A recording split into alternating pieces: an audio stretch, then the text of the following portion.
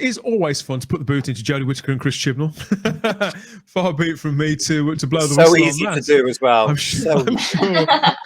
sure that the novelty's never going to really rub off, or at least not for a few years. We are looking to the future here too, and specifically to who's new. Because Sarah, you mentioned it yourself. You used the word vibrant. And energetic, and I said it prestigious, and Doctor Who used to have all of those things, and hopefully back in the bosom of someone who cares, at Bad Wolf Productions with Russell T Davies, Julie Gardner and Phil Collinson, people who have done it before, they know how to do it, how to get it right. Hopefully it can go there again. And they've been appointing new personnel over the last 2 or 3 months. Some of them we know about, some of whom we don't. This is sort of connected to where the branding will go and could go next. So we've had word on Twitter, this was announced I think it was about 10 days ago, that James Page is Doctor Who's brand new brand manager, who's going to be working on the show from henceforth with not just Bad Wolf Studios, but BBC Studios as well, because this is still a sort of co-production, isn't it, JT? So here he is. This is the new guy. He's just finished his A-levels, has he? Very young. It comes to something. It's when the police are looking young, but then when the brand managers look like they've just left school, they're just packed in their paper round, and you probably are getting old. So yes, this is James Page. Obviously, congratulations, James Page, on your appointment with Bad Wolf and BBC Studios. But there's been no brand manager on Doctor Who, proper dedicated brand manager, for about 4 or 5 years. I gather that the social media accounts have been handled by various different people. At some points, I feel the editorial judgment there has been severely lacking. So whilst I think, look at this guy, who exactly this guy? I don't know him. I don't think I've ever interacted with this guy. So, but there is the fact that you can put a face to the name now, and knowing that he is a Doctor Who fan, a lifelong Doctor Who fan, albeit a young man. If he's a lifelong Doctor Who fan, he will care about the profile of the show, be across its entire branding. Obviously, if something is a passion of yours, Simon, we know that passions drive us to do anything, whether it's making fanzines like you did at the Lunatics all those years ago, or coming on here and doing this. Yeah. So you could say, well, why do they continually look to fans to fill positions in Doctor Who? And I think, maybe we could benefit from a showrunner who isn't a dedicated fan, but I think it's right that a Doctor Who fan should be brand manager on this. People may be wondering out there, what is a brand manager? And why should we care about this? And what will it ultimately change? But it actually does change quite a lot, particularly in the modern day. Yes, we all want Doctor Who to be better on screen, don't we, Simon? That each instalment is the best it can possibly be, and then everything else that happens around it is a bonus, isn't it? But in 2022, these things really do matter more than the average viewer probably thinks, don't they? Oh, absolutely, because this is the brand is the public face of Doctor Who, and so that's the first access point for people to actually decide whether they want to watch this show or not. I mean, Shah was just saying about that David Tennant, Catherine Tate trailer. That's all part of the brand. I mean, I myself don't know what James Page's actual job description is. Is he going to be over approving trailers, etc.? Don't know. Is it purely down to merchandise, logos, etc.? Don't know, but absolutely, it's an enormous part. I mean, it was a big part of the show even back in the classic days. Certainly during the John Nathan Turner era. And he was really aware of brand, wasn't he? John was very, very aware of brand. He was the first producer, really. Well, absolutely, 100%. He was the first producer that was. Nobody else really was on top of brands at all. Whereas John, I mean, this is one of the things that Eric Say with the script editors through most of the JT run used to complain about was that John spent far too much of his time approving Target book covers or calendars or posters or whatever it might be. And so you might criticize him for that, reasonably enough, because he was making the show at the time. Whereas now, of course, we've moved on, and in the modern world, there is somebody actually dedicated to doing that job, and hence James. We have that expression. We have that expression, don't we, JT, to keep something on brand, and I suppose it's something that we trot out a lot, particularly on social media, even that things have to be on brand. But that expression comes from an industry, doesn't it? This is a money making industry, a very lucrative one, and one that has disciplines just like any other. Well, absolutely. I mean, branding is itself an industry on its own. Everybody uses branding in one form or another. I mean, look at us. I mean, we do it as well. We've got branding, you know, and it's all there. Oh wait, I ain't got mine to undo. What got me about what this is that we don't know the format of this, because I am hoping that. I mean, the word manager is utilized in industry now for all sorts of things. So, for example, an account manager is usually one person as part of an account management team that is given several businesses or clients to interact with and be their first point of contact with. I'm hoping that this young man is part of a brand management team that has to actually report to somebody who's more mature and has got experience, because just when I thought the adults were coming back into the room on this show, I see that on Twitter and I just thought, oh, for Christ's sake, is a 12-year-old doing branding for a 60-year-old show? And it's very obvious he's been very influenced by the current version. So that makes me worried about the longevity of the history of the show. So I am really hoping that there is somebody with maturity and experience to understand not just the show, but to understand the importance of what branding's about, especially right now when the show is in the toilet and the British public don't really care. And what you've got to do now is you've got to actually get this back out there and make this hugely successful. Now, I don't believe a younger person can do that. I think a younger person should be coming into a job as important as this and working with a team of mature people who can then guide, mentor, give them experience, give them ability, you know, show them how to pick up a phone and use a telephone, show them how to network, you know, all these abilities here. I don't think a brand as important as Doctor Who should be given to a young person who's only, you know, what is he, 20 something like that? And what I do see in industry that always get he won't have done 10 to 15 years at a leading advertising agency, for example, or working as design consultants or any of that. Yeah, but the problem is what you've got now in business, and I see this happening all the time in industry, is yes, it's fantastic to give young people that opportunity to get into a career and start the career, but you must have an older person with them. Young people, fresh people, new ideas, but ideas don't dry up when somebody hits 24, do they? But experience is always important, not just new ideas. And if you are in a certain situation, if you are creative, you're always going to get ideas anyway.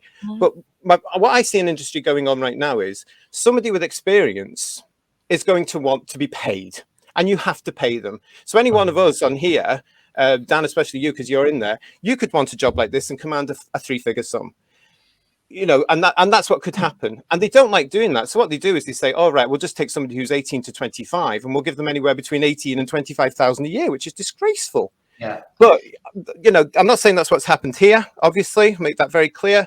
But I don't have confidence in this. And I'm hoping that it's a different setup. And I'm hoping he's saying, oh, look, I'm a brand manager of Doctor Who now as part of a team with an adult leading the way. Who found Dan is in the chat, Simon, and says he speculates that Russell T Davies will guide him. Russell was very brand aware, was he? Initially, he came to the show with strong ideas about how it should look and who it was for, and was that guiding hand. Do you think he could do that again, or is our attention focused too much on Russell T Davies, and we should be looking more at Bad Wolf itself?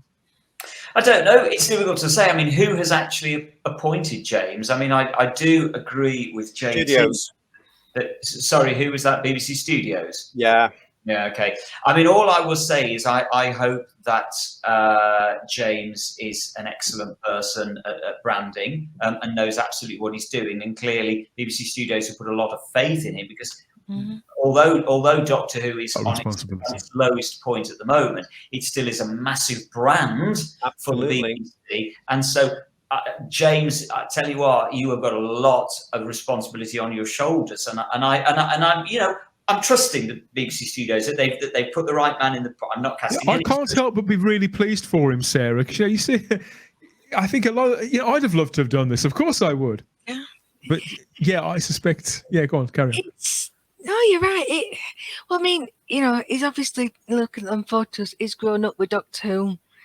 Yeah. Hopefully, I'd like to think that he likes the classic series as well as the the modern stuff. But like I say, being a fan isn't the be all and end all. But I think you do need that that captain on the ships. I mean, if the captain is RTD and that team, and he has got to report back.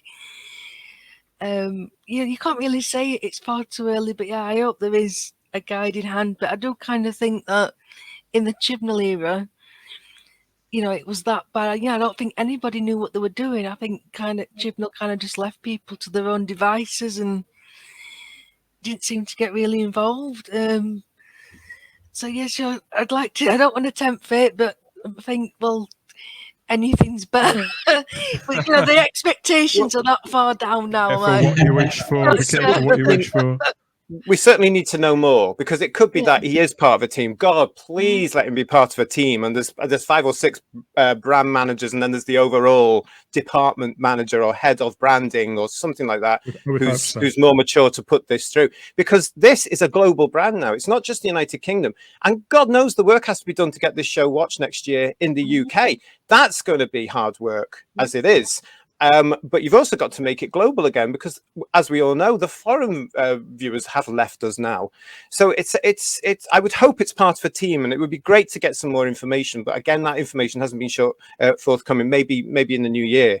But that's I do have the definition here of what the BBC describes as a brand manager show. It says a brand manager is responsible for adapting a brand strategy for a company's target market and intellectual property's target market. In marketing, brand management begins with an analysis on how a brand is currently perceived within the market. And then it proceeds to plan how the brand should be perceived based on future objectives and the things it wants to achieve in the future. So it's a long-term thing too. It's, I suppose, involving reaping information from that target audience, making forecasts and projections, and then ideally ensuring that brand, that in this case, that Doctor Who, that it gets there, that it reaches the people that it should be reaching. And with a show like Doctor Who, it's such a broad remit as well, isn't it? Absolutely. I mean, I'm not to get into my job, but this is kind of what I recruit for. So I'm vaguely aware of what goes on, and I think it's fair. I agree with everything you all said. I think it's very right that there is a young person in there, because you need that fresh, fresh take on things.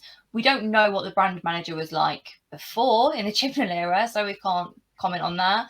There wasn't one, believe it or not. There hasn't been one. There hasn't been a person, dedicated person. Yes, but I agree with JD, especially that I do hope that there is a team around him, and quite rightly so. Or quite rightly said, should I say, it is a case of, he's young, how much should we pay him?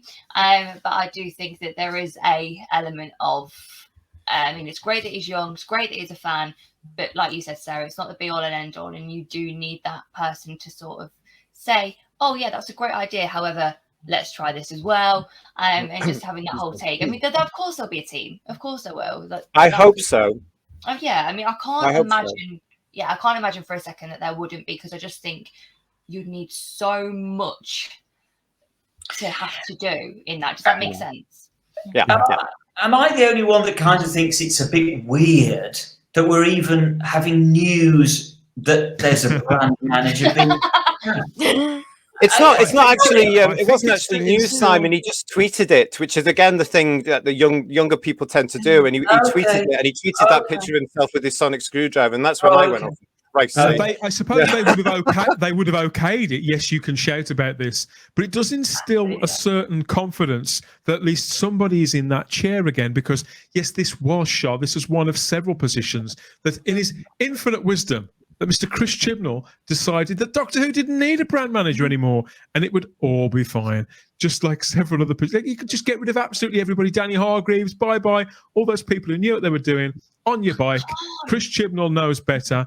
The last brand manager that the show had, Sarah's got her head in her hands. The last brand manager that the show had was a guy, and I'm sure you all know the name. We've seen it around. You probably recognise his face too, because he does conventions and things now. Very creative man. I think he interviews people too. Was Ed Russell, and he was the previous brand manager on Doctor Who for many, many years. Up and everything between 2006 through to 2017. So, and he said that. So I went and had a look at what he said about it, and he says he was the main point of contact. So this is an indicator of what will be expected of James. My job was to look after all additional activity around the Doctor Who series, act as a link between the production and BBC Worldwide. Now, Worldwide is now BBC Studios, isn't it, JT? It is indeed. And it's when you see what used to happen from 2003 onwards with Doctor Who, with the brand managers and what Ed was doing there, this is when I look at that and just think, please, please, please, don't just let this young man be doing what he did, because I don't have any faith in that at all if it's going to happen. I'll be honest, and I'll say it right now, I just don't think it's going to work. If it's just one young person who, I just don't have any faith in that. Maybe he's hugely talented. Maybe he might be, but look, see what you've got there. That was put together on a regular basis. I think for every season or every 2 years, anyway, by the brand manager. And the brand manager. This is what we in the industry know as a style guide. Every brand has one. It may get revised to roll with each season. I don't mean season of the show. I mean season of a financial year. But generally speaking, they decide how it's going to be, and the line how that refresh of a brand is going to be for however long it's in place. They stick with it. They expand it to adapt whatever new licensees come on board to market whichever merchandise either that springs up as time moves on, as popular culture moves on, or simply as if the brand grows in popularity, just further opportunities that might pop up along the way. Ed goes on to explain that he was also the main point of contact for all public relations, photography on the show, so things like magazine spreads and stuff like that, and he was across all commercial activity, including the licensing, publishing, digital, which is a kind of a magic word, really. It applies to look 1 year at what digital applies to, and look again in 18 months, and it applies to a whole raft of other things, but also sales and events. So Ed Russell, in that position, he was an integral part of the Doctor Who experience happening, and all those exciting times too that we lament now, which all also came to an end in around the same time, funnily enough. So it's a return to that era. Sorry. No, carry on. No, that's the only reason why I kind of have any doubt about him being young, is purely because of the amount of pressure that guy's got. I don't feel like anyone should get that at that sort of age, because he has a hell of a lot to do, as you said. And I just think this is why I'm not even bothered if he is the head of brand. I literally, honestly, that doesn't bother me, as long as there is a team around there that can support this. Because yes, you can have talent. Look at how wonderful the fans of Doctor Who are and what they can create. So that's wonderful. Get that all sorted. I'm not bothered, because I'm sure you can come up with something great. It's about making sure you target the right people, because of how much Doctor Who has lost in things like ratings, in things like their fan base. Like JT says, a lot, the general public aren't going to be bothered about little things here and there. Brand awareness is an all-time low. I think that we may roll our eyes at the sight of the current logo. A great many of us do, but to a lot of people, it's an invisible brand now. They most people will recognise the Dalek, a Dalek, and the TARDIS. I think we're still not at the point where those things have culturally vanished, but we're not far off. I mean, the days where we had this vibrant brand are long behind us, where that iconography was everywhere and adapted really quite well, where fonts were well used, and where that photography, Sarah, had that vibrancy that you spoke about, had that energy that made you want to watch the show over and over again. Just do what it. Please, let's have some more exciting photos for the calendars and the annuals and things, because my God, they've been boring. So if we've got James is going to be over photography, so hopefully he will either reconnect with people who've given us good stuff in the past, or know more people. Maybe he's got a network of people, because obviously we went from the days of a style guide like this to this was the latest style guide there. That was the one. Oh my God. That's not serious. I'd be very, very surprised if this young man does have a network. Is that genuine, Dan? Is that genuine? I'm afraid so. Oh, I'd be very surprised if this young man does have a network, because a network of contacts takes years to establish. Years. You can't just walk into a job and you build that up through networking, which a lot of young people today can't do because they don't like not actually using the mouths to communicate with other people. You have to go to lots of events. You have to build it up. You have to build that up. I mean, from a point of view from a business, if I was going in to meet a brand manager and he's 15, that wouldn't install confidence in me at all, because I know far more than they do. That's why I'm hoping that this is part of a team. I hope he's not the big wig on there, because if that case, I'm probably going to be out anyway, with no interest in this at all. Because you need somebody with maturity and who can do a deal and who can do things properly there. But I'm hoping he is part of a team which also includes people of my age in that team, because we remember what the branding was like in the 60s, the 70s and the 80s when the show was successful and when it was popular. Next year it's the 60th anniversary, and I can guarantee you the general UK public will still recognize the diamond logo. Yeah. So that's branding. That had an impact. That has to be used carefully because of everything that it can evoke. You have to use it wisely, almost as a seal of it's kind of like a royal standard almost. And so you've got to be careful where you put it. What logo did they go back to in the 80s for the videos, and then into the 90s for the 30th anniversary?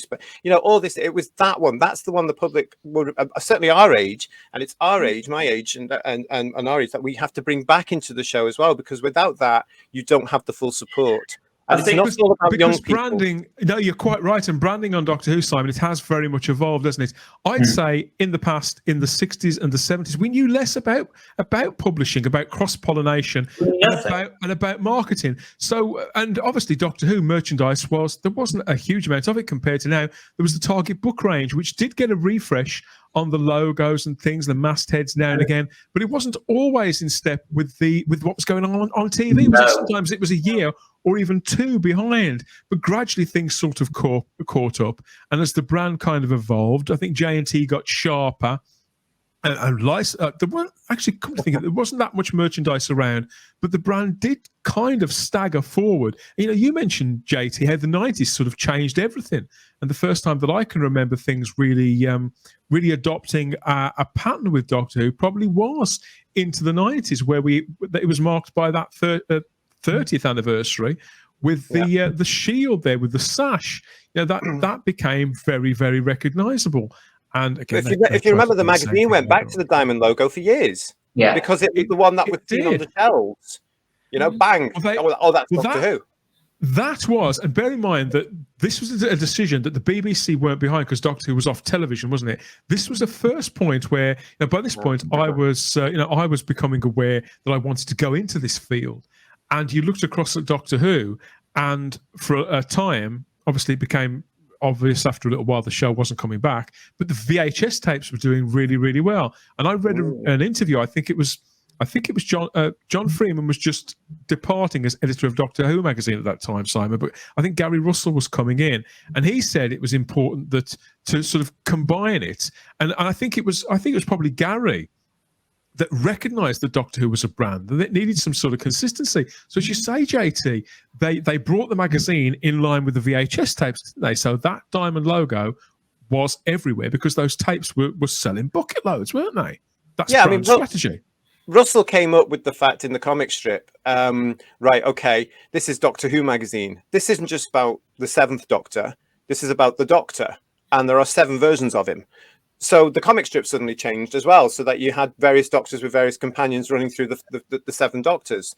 But that was very much the brand of the time with that particular logo. And this is what concerns me right now, when you've got young people coming in off the back of the reboot Who, and especially off the Whittaker era. As you said, Dan, they have to understand what the show is about, who the show is aimed at, what the branding is at. I do not have confidence in a lot of people at the moment to understand that, and I think they'll just go, "Oh, it's about my age group," and to hell with everyone else, as they have just done recently. And it's a big failure.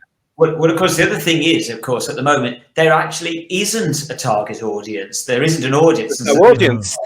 So, in many ways, James Page is starting with a completely blank page, if you'll pardon the pun, because you can literally now decide, okay, what is the audience for Doctor Who? Chris Chibnall seems to decide that the audience for Doctor Who was, well, I don't know, was it little girls? Was it people that like rainbows. I don't know what he thought the audience was, but James Page now can start with a clean sheet and kind of and now narrow it down. What is the audience of Doctor Who, and so how am I going to go out and get them? Well, can he? I don't think he can, because yet again, going back to when the show was announced coming back in 2003 and they started work, they knew there was a built-in audience, and it's us.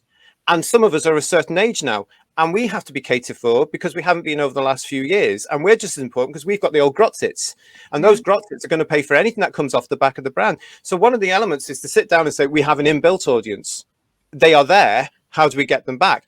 Yeah. As fans, we bring people with us, just like we did in 2003. And 2004, when the show returned, we brought all these. We were getting excited. We brought people back in. We got them to watch on a Saturday night at 7 o'clock from episode 1 with Rose onwards of this reboot. We can do that again if you get us on board. So it's not necessarily a blank canvas, because you've got the built-in audience that must be listened to. Absolutely right. I never would have started watching Doctor Who if my granddad didn't tell me about it. Yeah, and that can happen again. They've got to get it right, though, and they've got to get the likes of Simon, myself, and everybody else back. It's multi-generations, and they've got to get families back, and they've got to get, if they want anything like this again, they need the kids. And of course, actually, you kind of hit the nail on the head there in many ways, Sarah. There are just so many. On the one hand, I'm saying he's got a blank page to start with, and actually, on the other hand, there are so many people that you've got to bring back on board because, as you say, it's multi-generational now. And so in many ways, James must have kind of the toughest job of any brand manager in the world because of the breadth that Doctor Who covers. But will he understand that? I mean, he's out of nappies. Will he understand that? I don't know. I really don't think so. I think we shouldn't assume. We shouldn't assume too much. I've got nothing against the age whatsoever, but I do have concerns that you need somebody of experience and maturity who's worked a long time in that field to actually be able to see the breadth of Doctor Who that you've got to cover. And that's the difficulty. Or does he just basically, is he going to focus on the modern era of Doctor Who anyway? And we're not worried about, as has been the case in recent years, we're not worried about the old fans. Sure. Or to play devil's advocate, I mean, Verity Lambert was 27 when she was introduced there, so you never know. You never know. He could be wonderful. Of course, yeah, I don't think that that can be. I mean, that was totally different. You are dealing with a monster now. You are dealing with a show that has lost its way now. Back then, Verity was breaking all sorts of groundbreaking things. She was doing everything she can, but she was doing her job. She wasn't aware she was creating the monster that we have today. So I don't think that can be looked at all. Because she was running it from the ground up. This is an inherited brand which has lost its way, and this is something that has to be worked on. And having a quick look at his Twitter profile, I am not installed with confidence in this at all, because I just think, hang on a minute, that's all got to go. It's all going to go on the audience that they just had, because you all think alike. They all think alike. So I have major concerns about this. I hope he's part of a team, and I hope there's an adult in charge of that team. I don't know whether he's started already. I don't think he has other things that he will be approving. We won't see them appear for some time. You never know. You never know with this show, do you? But I was looking this week, this piece of merchandise. You've probably seen this. In fact, I know you have, JT. This is the 2023 calendar. That's one of many 2023 calendars. I get so confused. This is coming out, I think, soon. This is a Danilo calendar, isn't it? And that's the first time I've seen a brand new calendar without that artwork that we've seen everywhere over the last 2 years.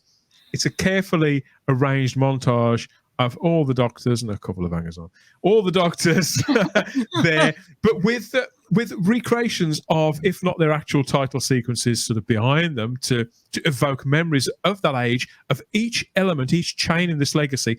It's all present. It's all being respected. It all has its equal place too, if you notice the way that it's laid out. This could be a sign of slow reinvigoration of the brand. It's very lively compared to some of the early ones that we've seen. Well, no, I mean, it's not new. That has been done before. I've got them down here. So yeah, it's been done in the last few years. It's a repeat of an idea. It's not fresh. It's not brand new. And this is the classic calendar from Disney. Okay, let's reframe that a little then, because what it is, it is a reoffering of the kind of marketing, the kind of branding that we did get up until 2017, which, as you said, that encompasses everything, Simon. Yeah, I mean, I have to be honest. I'm never ever going to put that on my wall for obvious reasons. But having said that, I like the look of it. That's far more along the lines of inoffensive. Yeah, it's the kind of thing that I would expect to see. I'm still not quite certain how we've got 13 months. I don't. Once the William Hartnell month isn't a month; it's just it's just put in at the beginning. So you can actually put it on the wall in December, for example, and then you start with January, and then you go straight forward to Jodie Whittaker, who's the December next year. Yeah, fair enough. But I mean, the design on that looks about right. I like the way that we've got the hexagons in there, so there is a degree of continuity in there. I must be honest. If it hadn't got certain doctors in there, I might even be tempted to buy that myself. But on principle, I couldn't possibly. Look how little of the established style guide that's been used over the last few years is there. Those hexagons aren't part of it at all. This looks like a holdover thing to me, where the logo is in place because there's got to be a logo, but everything else is just straight off somebody's Photoshop or Adobe Suite. I think they've been given a certain amount of creative license there and a big pile of high-res PNG files. I'm just told to go. It's all the stuff they've used before, because the images have all been reissued, and the title sequences behind them, as I say, were used several years ago in one of the classic Doctors. It's not desperately original, the truth be told, and it's not particularly impressive. As I say, it's definitely a return to form, but it's that bar again, isn't it? It's that bar that we should be happy that that's what we've got. That we should be grateful for it almost. But that being said, I like it. You identify most of the Doctors. Easily done. I would have that over the last few ones that you've shown me, JT, in terms of my as I say, that's the edition. That's the edition one. You can still get the 13th Doctor one, but you can also get that one. That's supposed to be the classic one, but as we know, BBC Studios insisted that Whittaker has to be shoehorned into that one now. She is part of the classic previous Doctor set now, but that's available from the 17th of September. Before we move on, let's take a look. Me too. Who Van Dan says Vanessa Hamilton is Vice President of Brand Development for Doctor Who. Now that's the name I know. I know that name, Vanessa Hamilton. Right? Okay. Thanks for letting us know that one. Who Van very Dan? Americanized, hasn't it? VP and all this sort of stuff. Yeah. They're an international studio, I suppose, aren't they? I mean, that could be with Bad Wolf for all we know. And Mark Milford says, I love Doctor Who being on top, but during the classic era, when it was more of a niche show, it seemed to have more resilience. It wasn't the machine of the Russell T Davies era, yet we never left it. It became part of us. The whole world was different then, wasn't it? The relationship with the audience was different, and our relationship with television generally, I think, was a lot more intimate and special, almost special. 3 cheers for Chris Chibnall, says Jack Thursby. We have to remember though, when the show came back, they did have to build a brand new brand. It was brand new, and it was. Although we were there in built, they didn't know what the reaction to the public in the United Kingdom was going to be. Thankfully, it worked. But that branding, as you can see from all the action figures and everything, that orange and yellow branding, that Sprite thing was deliberate, so that things could be seen on the shelf. Yeah. That was all. That's what it was about. Things must be seen on the shelf. That was why that whole branding was hugely successful, because people could see it. You spotted it a mile off. Yeah. I'll be buying the Chris Akaleos calendar again this year, if there is one, says Jack Thursby. I'm not sure there is. I've only been given details of the Andrew Skilleter one, which we covered in a previous show, and which you can find on our playlists. Yeah, I don't think there's any plans for the Chris Akaleos one so far because of Chris passing. I don't think they're doing one this year, but could be wrong. We respect the sentiment. Soon to be found in pound shops everywhere, says Matthew Pounder. But that's a no sale, says Rem. We're going to say people are still consumer resistance is the phrase, Sarah. Consumer resistance. That's the sort of thing that James and hopefully a team need to understand, because we know that the brand has failed when it comes to selling and profit being the big word, very important word, profit. And the show needs to start making profit again on its merchandise. Yeah, we need to understand is that, stop insulting us, because we're the ones with the money.